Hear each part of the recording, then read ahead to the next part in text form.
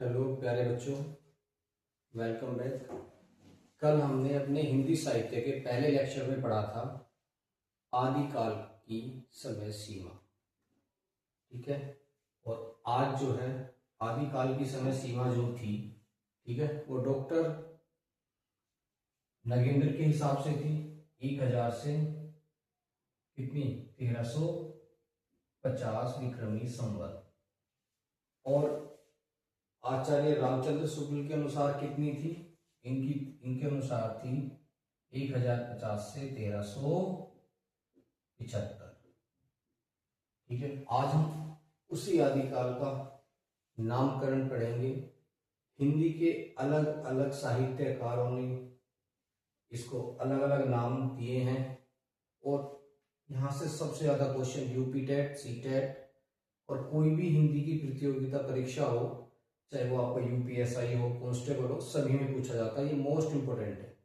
तो आइए आज इसको डिस्कशन करते हैं हम, और फिर शॉर्ट ट्रिक के माध्यम से भी देखेंगे कि इनको फास्ट हम कैसे याद कर सकते हैं। तो सबसे पहले आदिकाल का नाम, आदिकाल जो दिया वो दिया हजारी प्रसाद द्विवेदी जी ने। ठीक है। किसने दिया? आदिकाल का आदिकाल नाम दिया हजारी प्रसाद द्विवेदी जी ने। ठीक है बच्चों, इसको ध्यान रखेंगे। इसके बाद में आदिकाल का नाम जो दिया चारण काल, वो दिया जॉर्ज ग्रियर्सन ने, या इसको लिख सकते हैं डॉक्टर ग्रियर्सन या जॉर्ज ग्रियर्सन। इसके बाद में इनका जो है अगला नाम है आदिकाल का आधार काल। आधार काल नाम किसने दिया? सुमन राजे ने। इसके बाद में आदिकाल का अगला नाम है सिद्ध सामंत काल, जो कि कई बार क्वेश्चन पूछा भी जा चुका है। आदिकाल का सिद्ध सामंत काल, ये नाम किसने दिया बच्चों? राहुल सांकृत्यायन जी ने दिया है। ठीक है। इनको जो है घुमक्कड़ बोला जाता है।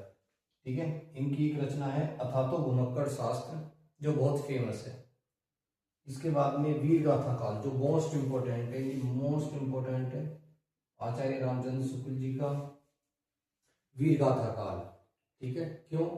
क्योंकि इसमें आता है हमारा आधार काल में एक रासो साहित्य, जिसमें आपने पृथ्वीराज रासो, ठीक है, और बहुत सारी रचनाएं पढ़ी हैं रासो साहित्य, जिसमें जो है हमारे जो पुराने समय के राजाओं थे उनकी वीर गाथाओं के बारे में बताया गया है। वीर गाथाओं के बारे में बताया गया है। ठीक है प्यारे बच्चों, कल से हम रासो साहित्य के बारे में ही पढ़ेंगे, लेकिन आज की हमारी क्लास में जो है सिर्फ आदिकाल का नामकरण पढ़ेंगे, ताकि अगर ये क्वेश्चन हमसे किसी भी एग्जाम में पूछा जाए तो हम उसको कवर कर सके। तो वीर गाथा काल आचार्य रामचंद्र शुक्ल। इसके बाद में बीज वपन काल। कौन सा? बीज वपन काल। इसका नाम दिया है महावीर प्रसाद द्विवेदी जी ने। और लास्ट में है एक प्रारंभिक काल, क्योंकि आदिकाल ही क्या है? हिंदी साहित्य का सबसे पुराना काल है, आरंभिक काल है, इसीलिए इसका नाम दिया गया है प्रारंभिक काल। और ये दिया है मिस्र बंधुओं ने, या मिस्र बंधु ने। ठीक है प्यारे बच्चों, एक और ध्यान रख सकते हो इसका, वीर काल। एक नाम और दिया गया है वीर काल, जो दिया है विश्वनाथ प्रसाद मिश्र ने। विश्वनाथ प्रसाद मिश्र जी ने। ये भी कई बार पूछ लिया जाता है, तो आप इसको भी क्या रखेंगे? याद रखेंगे। अब इसकी शॉर्ट ट्रिक क्या है कि आदिकाल, आदिकाल का नाम हजारी प्रसाद द्विवेदी जी ने दिया है आदिकाल। आप इसको इस तरीके से याद कर सकते हो कि आदिकाल का मतलब क्या है? पुराना काल। और पुराने काल में जो लोग हज करने के लिए जाते थे वो पैदल यात्रा से जाते थे। तो हज, आदिकाल का संबंध किससे निकालेंगे आप? हज से। तो जैसे ही आदिकाल आपको दिखाई देगा कहीं भी, तो हज से हो जाएगा हमारा हजारी प्रसाद द्विवेदी। तो ये हमारी होगी शॉर्ट ट्रिक। आदिकाल का संबंध किससे है? हज से। दूसरा चारण काल। चारण काल, तो चारण काल का जो है संबंध वो किससे है? जॉर्ज ग्रियर्सन से। आप समझ सकते हो, ऐसे याद कर सकते हो इसको कि ग्रियर्सन जो है वो गिर गए, ठीक है, या चरणों में गिर गए, जॉर्ज ग्रियर्सन चरणों में गिर गए। तो जैसे ही आपको चरण याद आएंगे तो चरण के साथ आपको किसका नाम याद आएगा, ग्रियर्सन का। तो आप इसको जो है ऑब्जेक्टिव क्वेश्चन में शॉर्ट ट्रिक के माध्यम से याद रख सकते हैं कि चरणों में कौन गिर गए, जॉर्ज ग्रियर्सन। तो इसकी हेल्प से आप इसको याद कर सकते हो, ठीक है। फिर लिख सकते हो आधार जो है, आधार काल, ठीक है ना। तो आधार किसका होता है, राजा का होता है, ठीक है ना। सबसे मजबूत आधार किसका होता है, राजा का। अगर आप देखेंगे, ठीक है ना, कि इनकम में सबसे ज्यादा आधार किसका होता है, राजा का। तो जैसे ही आपको आधार याद आएगा तो आप इससे याद रख सकते हो राजा या राजे, ठीक है। तो आपको एकदम याद आ जाएगा आधार काल सुमन राजे, या ऑप्शन में देखते आप इसको पहचान लेंगे। इसके बाद में सिद्ध सामंत काल, राहुल गांधी जी को तो सभी जानते होंगे। तो राहुल गांधी जी जो हैं वो कैसे व्यक्ति हैं, सिद्ध व्यक्ति हैं, है नहीं, लेकिन आपको मान लेना है कि राहुल गांधी जी कैसे व्यक्ति हैं, सिद्ध व्यक्ति हैं। तो जैसे ही राहुल सांप्रदायिक का नाम आएगा या सिद्ध सामंत काल का नाम आएगा, आपको एकदम राहुल गांधी जी याद आ जाएंगे। तो आपका ये यहाँ से जो है सटीक बैठ जाएगा, 1 नंबर आपका पक्का हो जाएगा। फिर आपको पता है हमारा नेक्स्ट है वीर गाथा काल, ठीक है। तो रामचंद्र शुक्ल का है ये, लेकिन राम जी जो थे कैसे व्यक्ति थे, वीर व्यक्ति थे। राम जी कैसे व्यक्ति थे, वीर व्यक्ति, ठीक है ना। तो जैसे ही वीर गाथा काल आ जाए तो आप उसको किससे जोड़ोगे, राम से, ठीक है। राम जी वीर व्यक्ति थे, ठीक है।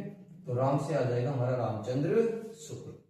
इसके बाद में बीज वपन काल, ठीक है। आपको महावीर प्रसाद द्विवेदी, ठीक है, और महावीर स्वामी के बारे में सबको पता होगा, ठीक है। तो उन्होंने जो है किसके, ज्ञान के बीज बोए, किसके बीज बोए, ज्ञान के, ठीक है। तो जैसे आपको ज्ञान के बीज याद आएंगे तो ज्ञान के बीज के साथ आपको लिंक करना है महावीर। क्या लिंक करना है, महावीर। तो बीज ज्ञान के किसने बोए, महावीर स्वामी जी ने, यानी कि महावीर प्रसाद द्विवेदी। और आपको ध्यान रखना है कि जो मिस्र व्यक्ति होती थी, हमारी मिस्र सभ्यता होती थी, ठीक है ना, या मिस्र वस्तुएं जो बनाई थी सबसे पहले, वो कब बनाई थी, प्रारंभिक काल में, हड़प्पा सभ्यता में। तो वो कैसी है, हमारी प्रारंभिक काल है। तो जैसे ही मिस्र के बारे में या प्रारंभिक काल के बारे में ध्यान आए, आपको मिस्र से ध्यान रखना है। और प्रारंभिक काल का संबंध किससे है, मिस्र धातुओं से। तो आपको एकदम जो है, क्योंकि आप सर्वे सृष्टि पढ़ते होंगे तो आपको पता होगा कि प्रारंभिक काल में मिस्र धातुएं बनती थी। तो प्रारंभिक काल का नाम आते ही आप मिस्र को एकदम याद करेंगे और आप ऑप्शन में टिक कर देंगे मिस्र बंधु। प्यारे बच्चों, अगर आपको ये सारी शॉर्ट ट्रिक याद अच्छे से समझ में आई हो और याद करने में इजी लगा हो तो प्लीज हमारे चैनल को लाइक करें, सब्सक्राइब करें और शेयर करें। Thank you. कल मिलेंगे नेक्स्ट वीडियो में, जिसके बारे में हम आदिकाल के रासो साहित्य और, ठीक है, इसके बाद में सिद्ध साहित्य और नाथ साहित्य के बारे में पढ़ेंगे। ये हमारा पार्ट 2 था। ये पार्ट 3 में हमारे टॉपिक रहेंगे रासो साहित्य, ठीक है, पृथ्वीराज रासो, ठीक है, परमाल रासो। इस तरीके से हमारी इसमें जो है बहुत सारी रचनाएं हैं जिनके बारे में हम कल पढ़ेंगे। सिद्ध साहित्य भी कल पढ़ेंगे और नाथ साहित्य, मदेंद्र नाथ, गोरखनाथ, और टोटल इनके जितने भी कवि थे, 9 कवि थे, सबके बारे में हम कल पढ़ेंगे।